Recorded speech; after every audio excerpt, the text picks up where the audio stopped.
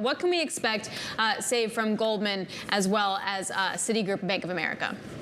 Oh, well, thanks so much, Alex. And just to set the stage, as you indicated, both JPM and Wells Fargo beat estimates. JPM by 10%, Wells Fargo by 13%. That's our estimates. We were close to consensus, so it's similar. And that beat in JPM in particular came from a wide range of business lines. But when we drill down into the revenue mix, the beats in revenue were in particular high in the business lines, commercial and investment banking, right, for that business line. And within that, where the beats came from is in debt underwriting in particular, merger and acquisition advice, the advisory line. Also, expenses came in nicely, a little bit lower than expected. So for the firm overall. But basically, when you drill down into those revenues and where the revenues really beat most strongly, it's in your capital markets activity. So as we think about Wells Fargo, too, there was an 11-cent beat on revenues, 7 cents of which came from trading. So you had both in JP and Wells on Friday, capital markets really driving a significant amount of the revenue beat. And when we think about tomorrow, Goldman Sachs clearly has the business model that is most skewed to these beats.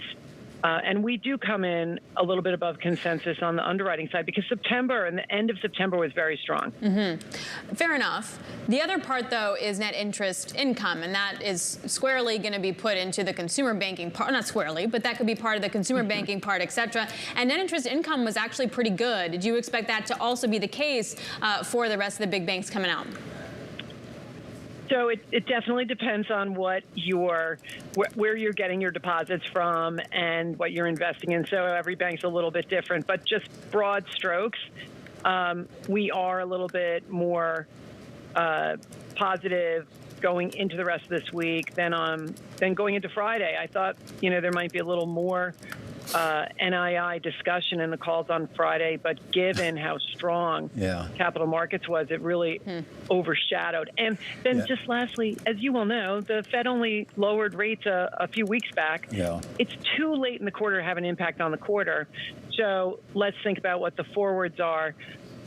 Really, I think the NII discussion will ramp up as we go through the next 2-3 quarters. I sort of chuckled when you said that. I'm sure you must have heard Jamie Dimon's comments here. I mean, he's sick of all you analysts asking him about NII. And he's, all jokes aside, he gets to a larger point here, too.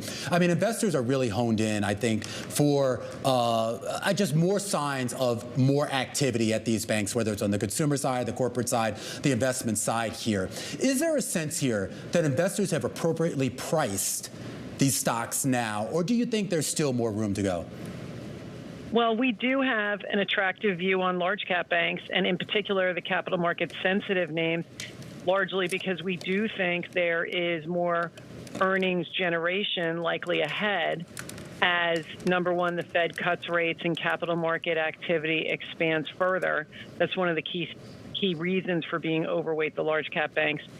And then the second part is as rates come down and the yield curve de-inverts, if I can use that word, it should drive more demand for front-end lending, which is C&I, which is a quarter of the book of the bank. So we do anticipate more activity going forward.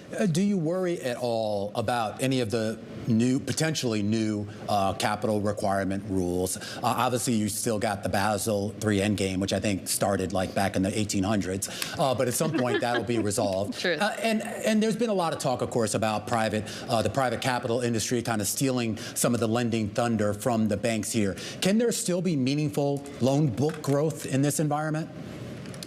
I believe yes, but that is with a lot of, reasons why. So number one, when we think about just on average over time, bank lending should be similar to nominal GDP. And as you well know, it's below right now. One of the key reasons is we have an inverted yield curve. And private equity has come in, private credit has come in, I should say, to offer to medium-sized businesses term loans. and that it does give medium-sized businesses the ability to borrow cheaper. And so as the curve de-inverts, that will be an important element for reducing that relative advantage that a term loan currently has over a C&I revolver. But there's more we could talk about this, and I'm happy to come back and dig in if you'd like. No, you have to. You have to come back like every day so we can go through all the different parts. You cover literally anything that covers money. Just before we let you go, in terms of, say, the regional banks, you mentioned capital markets being so outstanding, and that bodes well for Goldman. But for the regional banks, they're not going to have that. So it's really going to be about net interest income. Do you have a favorite in this space, and what are we looking at? So my colleague, Manan Gosalia, does cover the regional banks for us, and he is also attractive, that group. And, he likes MTB, for example. So I'll speak on his behalf, and you should have him on the show to go through his thoughts and views. From my coverage, we are, attractive to large cap banks as well.